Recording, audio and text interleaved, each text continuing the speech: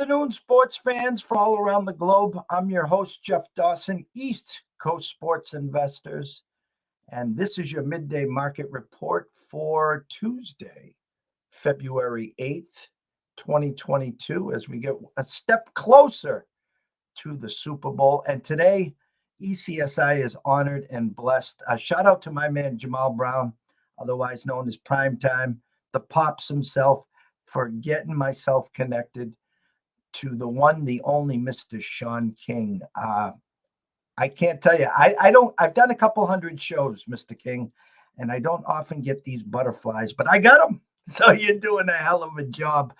Without further ado, let's bring him on, the one, the only Mr. Shaun King. How are you doing today, Jeff? I'm smiling ear to ear back east. I'm jealous as hell as we're going to get into the fact that A, you're living in Vegas, B, you're working at VEGAS. I'm going to circle the whole wagons, but how are you today? I'm good, man. Probably only one of the few places that would make me leave Florida is Las Vegas, and I've loved it here. I lived here, I think was late 2007 to like early 2009. So I had gotten a little taste of living on the West Coast, and hey, this opportunity popped up. I was not currently coaching, and I was trying to get back into broadcasting. So I was like, I know Mr. Musburger from way back, so it was a great opportunity. And hey, I'm never looking back. I love it here. It's a great city. VEGAS a great company. We just merged with DraftKings, so now we're under the DraftKings umbrella. So, that's exciting because, to be honest, they're probably, and I don't even know if it was intentional. I can't wait to meet like some of the top execs so I can kind of hear the story. But I feel like fantasy wagering became so big on DraftKings and it kind of turned into like this prop world that now I feel like is as big of a deal as like betting a side or a total, in the game. So, excited for what the future holds. And hey, man, just trying to get better and better every day. It's a new field, one I'm very knowledgeable about, but also I'm still learning. That's why when I get a chance to come on platforms where guys been in the business 30 plus years, I jump at them. So shout out to Primetime. That's my guy. Let me apologize to him because he came into town for the Keith Thurman fight, but I was swamped and didn't get a chance to link up with him. But it was All-Star, NHL, it was Pro Bowl. Like, it was a lot going on this past weekend in Vegas. Well, I can tell you this morning, I just booked my annual trip. I will be landing March 15th, the Tuesday, and I won't be checking out until April 1st, that Friday. So I got 2.5 weeks. I'll be staying for 2 of those weeks at the Grandview right across the street from you at the South Point. South Point's my second home. I love the boys from VEGAS. I love Jimmy Vaccaro, Chris Andrews. I love all those guys. And I tell you, something about the South Point, I mean, it's, off the strip. It's such a homey feeling. And the people there are second to none. Well, it's one of the 24-hour books that's still available. And we have Chris on the show every week. I think Chris comes on either Thursday or Friday. But my show is actually filmed out of Circle. So South Point is a great property. Chris is my guy. Jimmy's my guy. Johnny, all the whole crew over there. But you got to get a chance to come see Circa too. Because, that sports book is magnificent. Derek Stevens and crew, they do a great job as well. But, I love South Point because I think they never shade or juice the sides. It's always going to be equal. Some places will, they'll take the line from 4 to 4.5, but they'll make the team where they have the biggest liability minus 120 or minus 115. So South Point doesn't do that. So Chris gets a lot of credit for staying strong. Well, I can tell you my backdrop is from the Circa, and I can tell you I got the VEGAS logo right in the back. And, so that's where the studio is. That's right where the there. studio Yeah. is. So I will be spending a lot of time at the Circa with Derek, Dave Sharapan, go catching up with everyone over there. Yeah, I was there for football in September. I played in a couple of their contests, didn't cash, but I had a great time as always. And they are second to none. And you are actually, it's the Mecca. I mean, I love Fremont Street. Don't get me wrong. It reminds me of my old days back in spring break land. But to go to the Circa, the Nugget and stuff, you're in an amazing spot. So you're coming from March Madness, right? So I have a cigar bet with my co-host Tim Murray, and it's a seating bet revolving around Villanova. And he has Villanova, he wins if they're a 1 through 5 seed. We push if they're a 6 seed. I win if they're a 7 through 16 seed. So I know I'm on the downside of this wager, but I can't hedge myself out of it. So I need Villanova to start dropping some games. Well, you're talking to a season ticket holder for the Yukon Huskies. My daughter is a senior and wrapping up her last semester at Yukon. I live about 2.5 hours away on Cape Cod, but it's worth the trip to go up to Gamble to see the boys play. And then obviously the XL Center. I gave my tickets away today. They're at the XL Yeah, Center they got facing Marquette, and they're a sizable favorite, which is yeah, shocking after the way they played Saturday. we've lost two in a row. We lost to Creighton and then we lost to Nova. Now, getting back to your Nova bet, the injury to Gillespie might help you. I mean, because I think they're locked into a 2 seed at worst right now. But if they lose a few games and then lose early in the Big East tournament, you might be smoking a cigar. Man, this is what's crazy about college basketball, and that's why I don't like it. Quad 1, 2. Nova stinks, man. How is Nova even in consideration for a 2 seed? They got a bunch of 35-year-old uncles out there, man. Come on. It's Jay Wright, and he hasn't even been wearing the suits. He's been giving us the sweatsuit look, and I have it already circled on the calendar. February 22nd, we'll be at the XL Center, and if you don't place another wager until the 22nd, UConn is going to roll them at the XL Center. What do you think about UConn Marquette today? I love Shocked as a Dog, but that line is like screaming bet Marquette. Well, I'll tell you what. Ken Palm's got him at 5. The line opened up at 5.5, 6. I do know this, that UConn's been slow starters and they haven't played well at the XL Center. Now, when you're looking at a UConn game, this is an offense that's been putting up 80 plus points. So when you go to Saturday's game, the total was 129. And when you go to the Creighton game, it was 139. So that kind of got me a little nervous. They want you to bet Marquette. The two teams in the Big East, no respect, Providence and Marquette. And these teams just keep on winning. I'm about 45 minutes from Ed Cooley's crew. And what a job he's done. And now the return of Shaka. Those two teams are playing off the charts. Yeah, I agree. What's the total tonight? Do you know, top of your head? I got it right here. Let me pull it up here I got it on the Dawn Best for you. UConn. 6:30.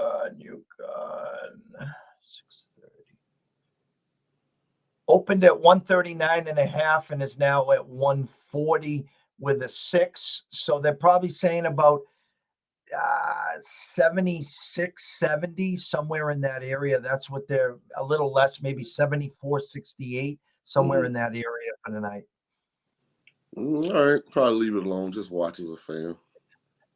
So what I wanted to ask you, and I'm just taking the facts from Wikipedia here before we dive into the VEGAS and Mr. Murray. And I love you guys' show, by the way. You guys are doing a phenomenal job. I try to throw in a few jabs every once in a while, and you got me about 6-7 weeks ago on that Okie State 3-pointer, the double clutch 4-footer, and but we'll talk about that. Shaun, you played at Tulane from 95 to 98. You had an undefeated year. You beat Brigham Young in the Liberty Bowl. Take us back to that. Take us back to your college days at Tulane, the process and everything that you got from that? It was a different time in America. Access was so limited, so it was hard to get notoriety to really garner national attention. Now you turn your TV on a Saturday and there's, it's 85 channels and streaming venues where you can, pretty much watch whatever game, you desire. Back then, mid to late 90s, I mean, it was a much smaller portfolio of games available, for people to watch. So that's probably the thing that initially sticks out, is that we kind of did it in obscurity because of that. Like, of course, the diehard college football people knew about Tulane, but if we had that kind of season now, we'd be Cincinnati, where we're, in the college football playoff, with a chance, to really, substantiate from a legacy standpoint, that we were the best Group of 5 team ever. So, when you look back, like, that's the one thing I wish, we had, at our disposal, was just the platforms to really get our product, to more viewers, more eyes, more decision makers. Because, I had Philip Fulmer in studio earlier this year. They were doing some College Football Hall of Fame inductions. And I told him, I was like, you guys got lucky. Y'all drew Florida State in that Fiesta Bowl as opposed to Tulane. Because we were gonna present a major issue, and he laughed at it. But I actually pulled out the game plan that I had for Tennessee, because I approached it like we were gonna get the shot, like we were gonna get to play, Tennessee. And I told him I was gonna double move Dwayne Goodrich on the first play of the game, and he just bust out laughing. He was like, "Yeah, you got us." So, having said that, just a special group of guys. I think that's kind of why I'm a traditionalist from the standpoint. I hate when these kids opt out, and when these kids hit the transfer portal at the first sign of adversity, because like what they're gonna realize later in life is that that's your guys. Like, those are your guys. Like, that's your group. Like, to go through adversity with a group of dudes and come out of it and do something significant like we did, like, that's a bond that all of us have that has never, ever, like, shrunk, dissipated. It's just like we played last year. And I think you don't get that when you're jumping schools and, when you're opting to, no matter how justified, some people may make it seem, when you're opting out to pursue selfish means as opposed to crossing the finish line with your guys. Like, I think that was, the mentality around team, around family, was a little more genuine, during that period than it is now. And so for that group of guys, not just players, too, coaches, hell, we made some guys a whole lot of money. Tommy Bowden went on to Clemson. Rich Rod, is going on to West Virginia, Michigan, Arizona, and I think it's at Jacksonville State now. So, we were some guys on that staff, that really, benefited, from our success too. So, just a great time, wonderful city in New Orleans. We kind of were fortunate that the Saints weren't very good, so we were the main event at the time. So, when you look back at it, hell, I just wish we would have gotten a shot. But I will say, I think we were the first Group of 5, and listen, Group of 5, Power 5 didn't exist back then. It was Division I and the Division I AA. And so it was a different terminology, but I think we were the program that made people stand up, because if it wasn't the following year, it was the year after, Boise came along and got into the Fiesta Bowl and beat Oklahoma. And then it kind of started with us. Then they took it a step, and then it's kind of gotten all the way to where it's at now, which people never thought would happen, which was a Group of 5 team making, the college football playoff. And you kind of perfectly led into my next question, but going back to the Boise State Oklahoma game, I think that was the pitchback Statue of Liberty play for the touchdown. Mm-hmm. the end to beat them. But I really wanted to ask you was what you thought of today's game now, like you just said, the transfer portal, these guys bouncing from team to team. And now some of them getting paid through sponsorship. I go back to the NBA. I kind of reminds me of this is, back in my day, Larry, Magic, Michael, if you lost, you just in the offseason worked harder. You didn't then just leave your team and go to a super team or super power team. And as you said, you just work harder, where these kids nowadays can just say, you know what, I got in an argument with my coach, screw him, I'm going in the portal and I'm going somewhere else. Yeah, and I think it spills over into the product on the grass too. I mean, with guys, turning down tackles, guys not hustling, guys getting dumb, selfish penalties. Like, it permeates more than just that individual decision, because that's a mindset, that's a mentality. Like, I've always said this, and I say it on the nightcap all the time, like, especially when it pertains to quarterback.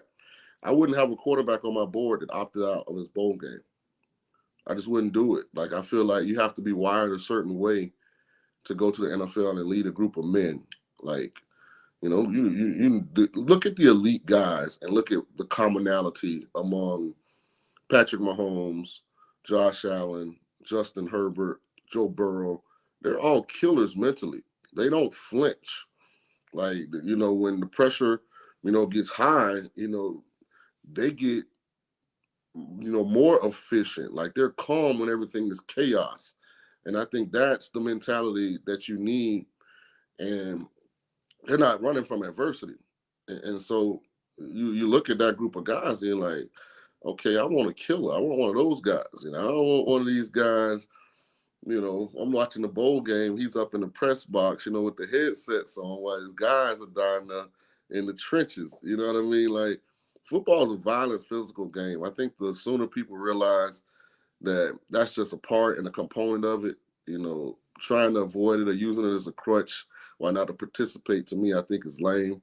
Because you can get hurt working out, but you're going to still go somewhere and work out, right? You're going to still go somewhere and change direction and try and prepare yourself for the combine and, pro day. I mean, you could throw your arm out throwing passes, but you can go out there and throw passes, right? So, I mean, it is what it is, but that's probably the one thing I think is evolving, is just the mentality and the mindset of the guys. And we'll see if it's a good thing or not. We'll find out. NFL. So you were drafted in the second round in 1999 by the BUCS. You took over Trent Dilfer, who got injured in 99. You led them basically to the NFC title game, beat the Redskins, and then lost to the Rams 11-6 in the championship game. Take us back there.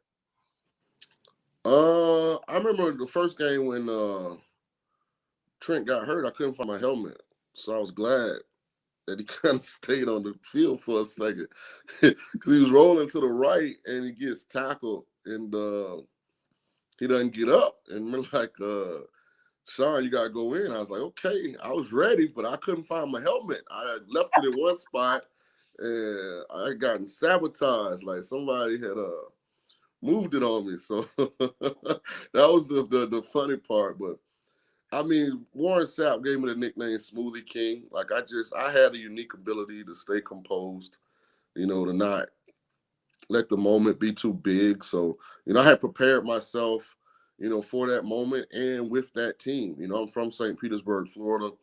So I grew up a Bucs fan. I know it wasn't a lot of us. It's a lot more now that, it's the cool thing to do. But, I was on the wagon, back when Bucko Bruce was running around and people had bags on their face and head at the stadium. So, that to get to play for your hometown team, I mean, that was special. And, with a man like Tony Dungy as your head coach, I mean, it's just a great time. So I'll be honest with you too, Jeff, playing early is kind of a gift and a curse. It's like a gift because, hell, you get in the NFL, you want to play, right? But, playing early and on a team with those kind of expectations, you kind of never really get to be a young quarterback. That's kind of one of the things when I look back. I wonder if my NFL career, because I think I had a hell of a college career. I put that up against a lot of guys. But the NFL, I felt like, just the way the chips fell, first of all, I went to a team that was picked to win the Super Bowl and multiple years. And I got to play, which was great. But again, you're playing under this, if the rookie doesn't screw it up, or if the first year starter, the following year doesn't screw it up, we're gonna win a lot of games, as opposed to, and I always tell him this, like McNabb, for instance, went to Philly, and Keely Smith went to Cincy, and Cade McNabb went to Chicago, and Culpepper, and like they got to actually like, okay, just go out and play.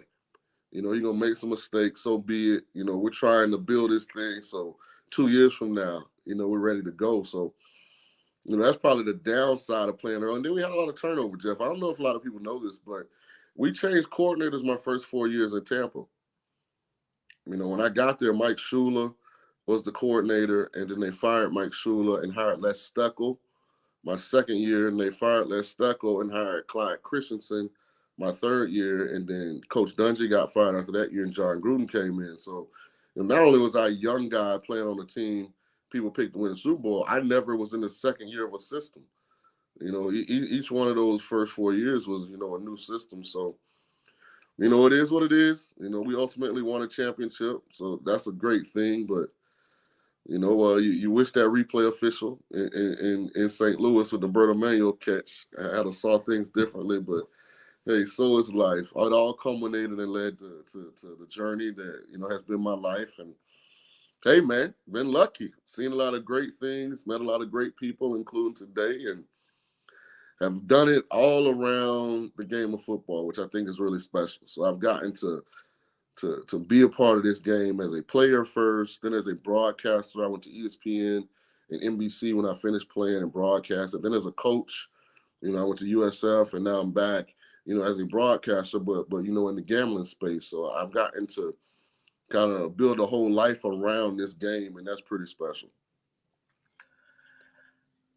I'm going to ask you a question, and I'm going to give you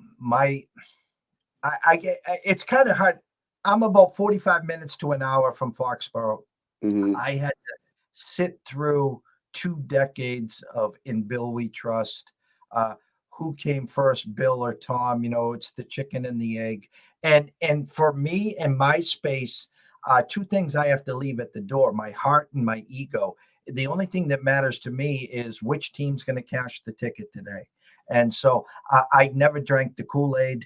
I just watched the Patriots win, and Patriots Nation is just insufferable. They really are spoiled. Boston in general, most of the fan bases are spoiled. If I told you 2 weeks ago, rumor had it that if Brian Flores didn't get a head coaching job, that he was coming back to work with Bill again as the Patriots, for the Patriots. I don't know if it would have been a DC or something like that. Then the text messages come out where Bill's, I guess, mistaken Brian Daboll's text with Brian Flores' text, and now him suing the NFL. Asking you that played in the NFL, now is working for VEGAS in the betting side, but you're a part of the NFL. You always be part of that brotherhood, that fraternity. Give me your honest thoughts about what's going on in the NFL right now when it comes to head coaches. Well, it's a very layered response, and I think I'll start with the obvious. There is an issue with the process. Every year for the last 5-6 years, at this point in the year, we have this same outrage, and it lasts for about 2 weeks and it goes away. And generally, it ends with less than 10% of the available jobs, if any, being filled by minorities. And in a league where there's a large percentage of the employees, meaning the players, that are minorities, I think that's a discrepancy that needs to evolve and needs to change. But, I was always raised, my mother and father, don't talk about a problem if you don't have a solution to offer. And I think the issue is, Jeff, the owners don't know how to interview, evaluate, and hire the right football coach. And their different lives, upbringings, they've all made their money, in different ways, but they're experts. They know everything about their business. They know, from the bottom person in the company to the top person in the company. They know how to do everything. Then they get this prestige and this platform that is being an NFL owner. And if you ask them to get on the board and draw up an under defense and what runs work against it, and how do you beat cover two? Like, what's your favorite third down play? Like, they don't know that world. And so when they get in those interviews, they're resorting back to hiring based on how they would have hired in their corporate space. And what's happening is the guys that interview well, that would interview well in corporate America, are the guys getting the job. But that don't have nothing to do with being a good football coach. Like, think about the Harbaugh situation. You hear words like hard to work with, doesn't get along with others. Who gives a damn, Jeff? His job is to coach the football team. I don't want a guy as my head coach that everybody likes, but we don't win no damn games. What good that do us? But there's this sentiment now that everybody wants this kumbaya environment where there's never any pushback, there's never any confrontation, there's never any blame assigned or placed anywhere. It's just, this organic, we're all paddling in the same direction. Show me where that's ever won a Super Bowl. All the great ones, have discipline, they have accountability, they hold people to a standard, and they make them meet it. And I think that's where the disconnect is. It's why, and I'm not going to call names because I don't want to isolate anybody that was hired, because if you get that opportunity, it's a heck of an opportunity. I hope you go and you do the best with it, no matter what you look like. But I will say this. There were 9 jobs open, Jeff. There was a guy whose head coach was forced out, who lost 3 of the first-round picks that were selected that were on the team. And still, his best offensive player missed like 8 games, and he still led the team to the playoffs. And I'm talking Rich Bisaccia. Now, what more qualified experience does a guy need? And he didn't get any of the 9 jobs. Think about what he just did with the Raiders, taking them to the playoffs in a division with Patrick Mahomes and Justin Herbert. And there were 9 jobs open, and Rich Bisaccia didn't get one of them. You mean to tell me Nathaniel Hackett, who doesn't call the plays in Green Bay because Matt LaFleur does, or Mike McDonald, who doesn't call the plays in San Francisco because Kyle Shanahan does, or Kevin O'Connell, I think is his name, who doesn't call the plays in LA because Sean McVay does. I mean, those guys are better qualified to run your program than a guy that just showed you that he can lead men. So I just think there's some huge, huge gaps in the people in the room when the interviews are happening, and understanding that we're hiring a football coach. And some of those guys are rough around the edges, the really good ones.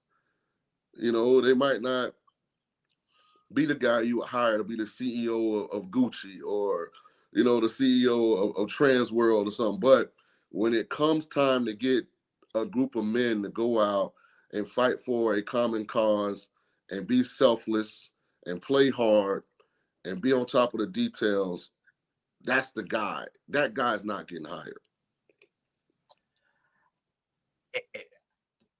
I have a million. I mean, I couldn't. It's just amazing what you said, and it's so spot on. And I don't usually get tongue-tied, and I'm tongue-tied here because you hit so many chords. And you talked about the Raiders situation, and you look what that team went through this year.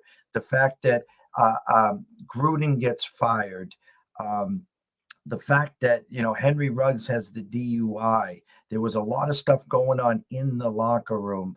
I always add the fact, and these kids don't know much of him, but John Madden passes away throughout the season, during the season.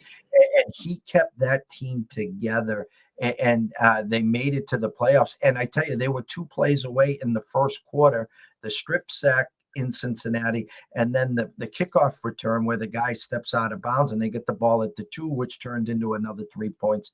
If anyone was deserving, you were 100% spot on there. And the hiring of Josh McDaniels, now you're coming back home to me. He's lost his luster. He leaves Indy at the altar. And initially it was because Tom and Bill wanted it. Actually, Tom turns to Bob Kraft and says, "Hey, I want him back or I'm not playing." Well, secondly, I heard is the fact that he caught wind that there was a 50-50 that Andrew Luck wasn't going to return. So he gets off that plane, and Andrew did not return there. And so he wouldn't have been coming into his ready-made team and offense that he thought. So you're 100% spot on there. I do not understand why he didn't get the job, and he ends up getting a job. What is the OC over at Green Bay now, or something like that? Coach. Yep. Special teams coach. Makes zero sense. And what you said makes so much sense. I have Brady Tinker on about a month ago, and he works in the Dallas area. He does a lot of work with the Cowboys, and he's always talking about Jerry. And it's a whole nother world there. And what you talked about it in the interview stages. So you take a business owner, the Denver Bronco business owner. He bought the team for like $190 million. He's about to sell it for $5 billion with the B dollars. So you talk about that corporate world versus the meat and potatoes, the X's and O's, someone that's going to lead these men to victory. Yeah, that's to me, that's a big disconnect. And and a lot of, and I don't want to let them off the hook. A lot of these GMs don't want a head coach they don't think they can control. And I've always said, whoever you decide to hire, either the GM should hire him or you should hire a GM and head coach as a package. Because otherwise you get, self-preservation, becomes the main priority. Miami's a perfect example of that. I think Chris Greer and Brian Flores got along fine until the owner made them choose. And Chris Greer did what anybody normally would do, which is, okay, I'm going to cover my own butt. And so because they weren't equally yoked, they didn't come there, together. And, Brian's a heck of a football coach. I mean, how many Miami Dolphins were in the Pro Bowl? And they won how many games down the stretch and did it with a bottom third quarterback? I mean, the thing with Tua is I don't mind smaller quarterbacks. I was a smaller quarterback. But to me, you have to be above average from an arm talent or an athleticism standpoint if you're going to be a little guy. Or you got to be like Drew Brees where, your anticipation, your football IQ, your pocket presence, is elite. And that's the thing with Tua, and I think he's a great kid. I just don't think he does anything above average. He's not a great athlete. He's not, great from an arm talent standpoint. His accuracy, especially, past 12, 15 yards down the field, leaves a lot to be desired. So I can see Flores is looking at it like, we gotta upgrade. I mean, we evaluate every other position, in an objective manner. And if we're not getting great pass protection at right tackle, we'll say we need to upgrade at right tackle, where that's the situation at quarterback. And, I think that's ultimately what happened in Miami is, the GM start trying to save his own butt, and Flores, did what a great head coach does. When he's right, he stands on the table and says, no, this is my team. If I'm going to be here, then I want to run it, like I see fit. And when I feel like we need to upgrade in a certain spot, then, let's go out and make that happen. Don't give me pushback. Like, hell, I know what a great quarterback looks like. I was around Tom Brady for a long time. Like, come on, this ain't it. And, I think sometimes the owners, and I really think this is one of Dallas's, kind of gifts and curse. Jerry is so tight, I think, emotionally with players, people in that organization. Now, it's a great thing for the owner to be personable like that, but it's also a curse because I think he holds on too long. I think he overpays certain guys because he does like them, and so I think a lot of times they fall short because they've got resources allocated all in one area of the company, and they always seem to have a part of the company that's really deficient, and it bites them come playoff time. I talked to Brady, and this is well before all this hit the fan, and I was like, I've said now for 2 years that Jerry's going to go get Sean Payton back. And then Brady says, listen, they're not giving up draft picks. They're not giving up capital.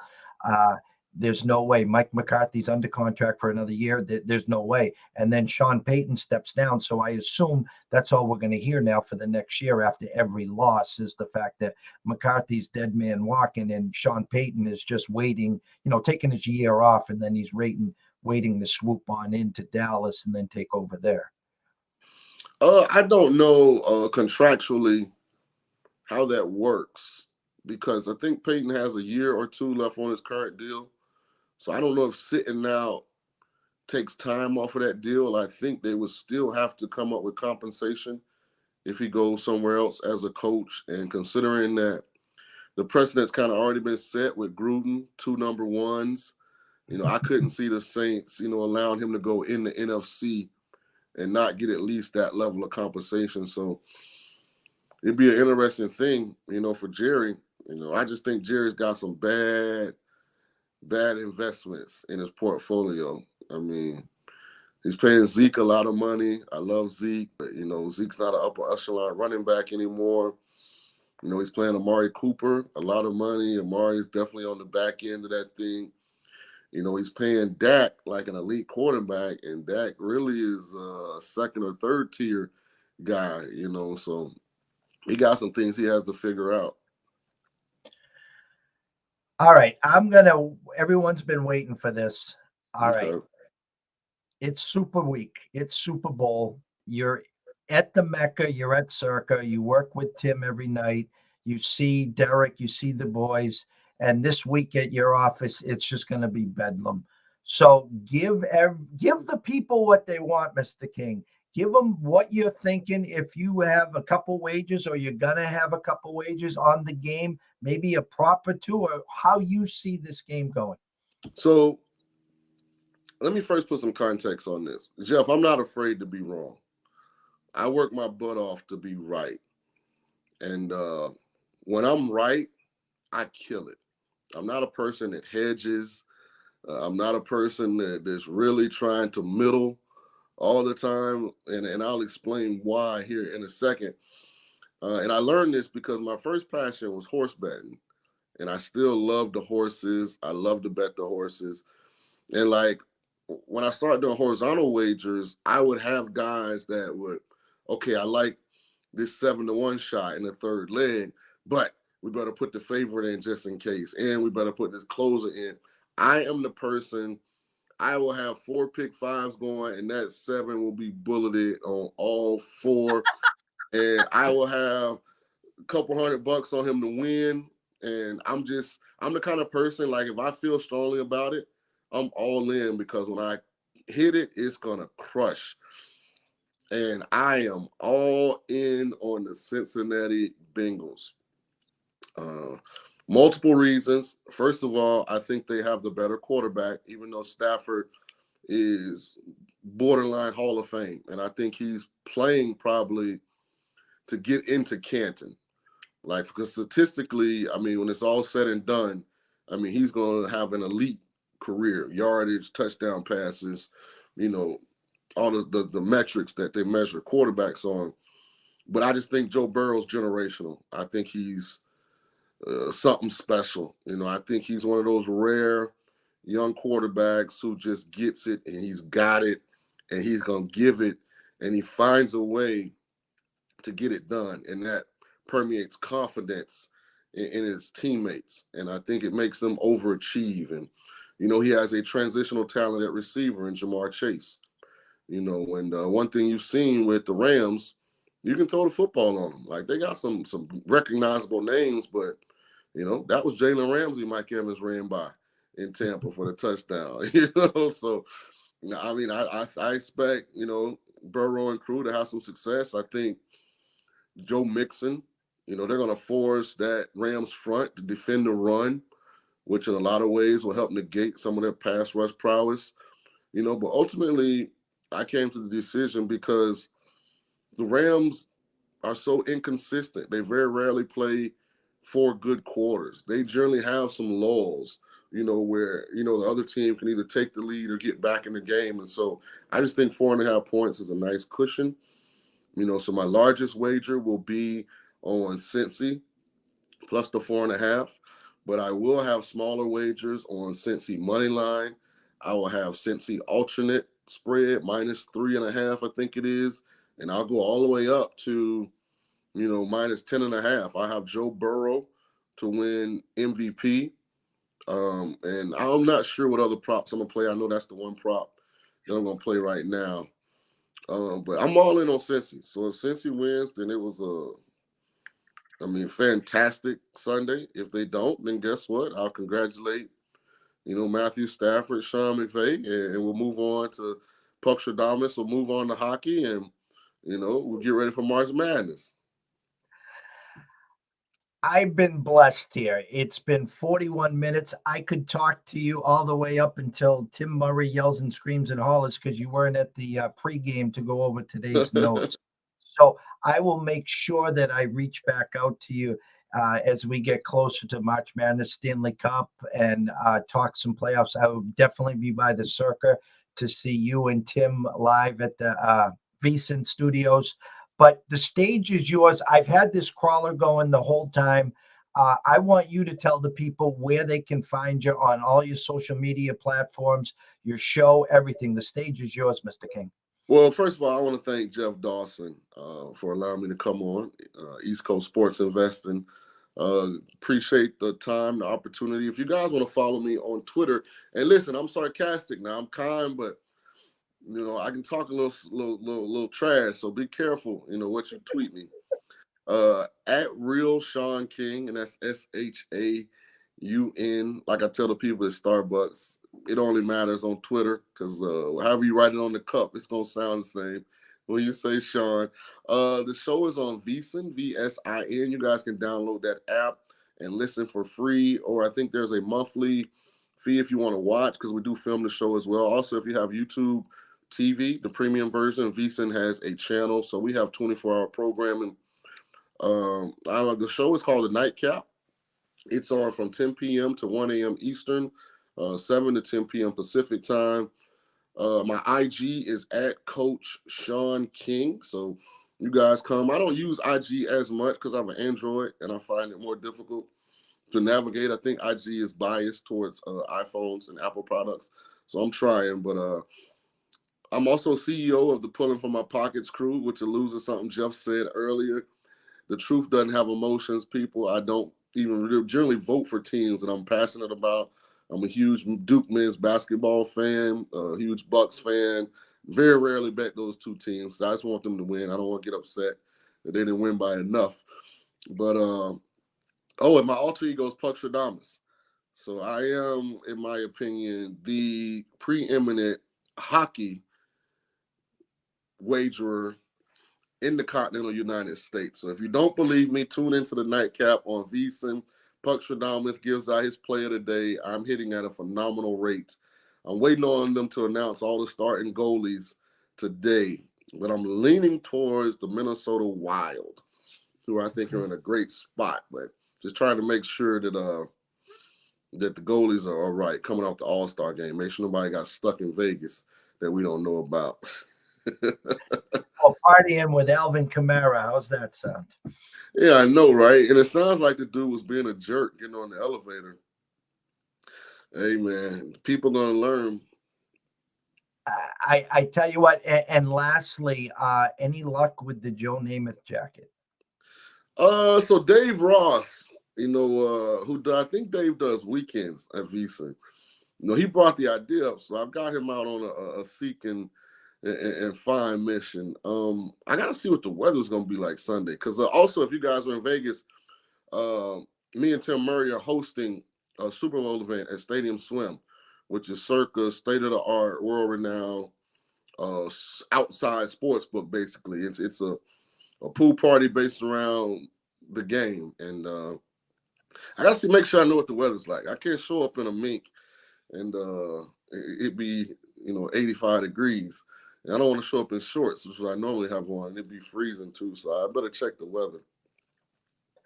Well, I'll be waiting for the pictures, and I can't wait. And everyone, again, listen, follow Shaun at The Real Shaun King at VEGAS Live, co-host the Nightcap from 10 p.m. to 1 a.m. Eastern Time, CEO of Pulling for My Pockets Crew. And at IG, he's not on a lot, but check him out at Coach Shaun King. And then maybe, we'll have your media producer start getting you on TikTok, and we can start dancing. How's that? Yeah, absolutely. I need to do all that. I keep telling myself I'm going to hire somebody because, man, when you do that, please send them my way too. Listen, Shaun, I just turned 55. I'm going on 56. If you see me in the morning, I look like Fred G. Sanford, but, to try to get up on those TikToks and doing that, it's a young man's game. It is. It's a lot, man. It's a lot. Well, appreciate it, Jeff. Thanks. Good luck with everything. I never got your pick. You can DM me if you haven't given it on your show yet. You wait for the end of the week. No, I'm still holding a Rams plus 215 money line that we got earlier in the playoffs. I haven't decided which way I'm going to go there. I know it's Joe's world and we're just living in it. I play high stakes fantasy football. I had Burrow to chase everywhere on my teams this year. So I do believe. And the one thing that scares me, Shaun, is 3 weeks ago, he got sacked 9 times in Tennessee. He didn't get sacked in Kansas City. So I think between Miller and Donald, they'll probably have between 4 and 5 sacks. If it comes to a kicking game, lean McPherson, but the Rams, Gay's no slouch either. So. Well, I look at the 9-sack game as, so it's always like when you watch a show, like people come away and like everybody like a different character. So I looked at it like what was impressive, he still threw for 300 plus and he didn't fumble the ball. And to me, that's like what sticks out in those situations, because if Stafford gets sacked 9 times, that ball's going on the ground. He's going to throw multiple interceptions. It takes a strong will killer to sit back there. And Tennessee's better. Tennessee's defensive front, they're not as well known, but they're better than the Rams front because they play the run as well. The thing about the Rams, that's why they don't sack Garoppolo a lot, because Kyle lines up and runs the ball. And I think Zach's going to try and emulate that now. They got to have success doing it. It's one thing to say you want to run the ball. It's another thing to have like 6 carries for like 2 yards. So you got to have some success doing it. But, I mean, hey, we're going to find out. That's the good thing about it. We're going to find out real shortly here. So my big bet will be plus 4.5. So we can both win. There you go. So the real Shaun King blessing us here at ECSI at the Midday Market Report. We can't thank you enough. Everyone follow him. Catch him on VESIN. You want to catch his pucks. This guy is so hot that they need 2 Zambonis out on that frozen pond to keep that ice, nice and fresh for the skaters. So again, we are blessed. Thank you so much. And God willing, we'll have you on a couple more times, Mr. King. Absolutely, Jeff. All right. And I'll see you in March. All right. You take care.